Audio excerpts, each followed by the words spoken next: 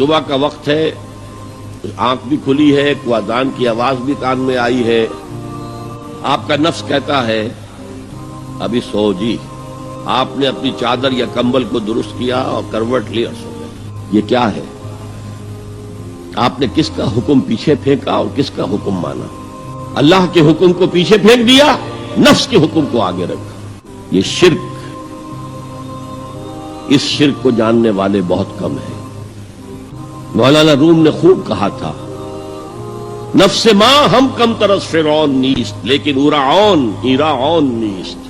میرا نفس بھی فرعون سے کم نہیں ہے۔ فرعون نے کہا تھا نا الیس لی ملک مصر وہذہ الانہار تجری من تحتی، کیا اس ملک مصر کی حکومت میری نہیں ہے؟ اور سارا جو یہ آب پاشی کا نظام ہے، انہار کا نظام ہے، وہ میرے کنٹرول میں نہیں ہے؟ جس کا چاہوں موگا کھلا رکھوں، جس کا چاہوں بند کر دوں۔ یہ تھا خدائی کا دعویٰ، انا ربکم الاعلی۔ تو مولانا روم کہتے ہیں میرا نفس بھی اس سے کمتر نہیں ہے۔ وہ کہتا یہ جسم میرا ہے، اس پر میرا حکم چلے گا، میں نہیں جانتا کون اللہ کون رسول، کیا حرام کیا حلال۔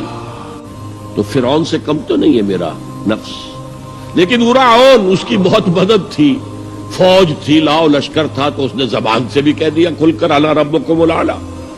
میں مسکین ہوں، غریب ہوں، میرے پاس کوئی طاقت نہیں ہے، میں زبان سے تو کچھ نہیں کہہ سکتا، اندر سے میرا نفس یہی کہتا۔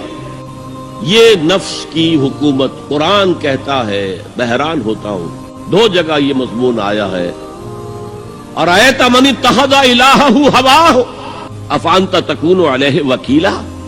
اے نبی تم نے دیکھا اس شخص کو، اس کے حال پر غور کیا جس نے اپنی خواہش نفس کو اپنا الہ بنا لیا ہے۔ اللہ اکبر، الہ لا الہ الا اللہ، کلمہ توحید کا مرکزی لفظ یہاں آ رہا ہے، من اتخذ الہہ ہواہ، جس نے اپنی خواہش نفس کو اپنا معبود بنا لیا، الہ بنا لیا۔ افانت تکون علیہ وکیلا، کیا آپ ایسے شخص کی کوئی ذمہ داری لے سکتے ہیں؟ سود حرام ہوا کرے جی، حرام ورام، ہمارا دھندا جو ہے وہ آگے بڑھ نہیں سکتا۔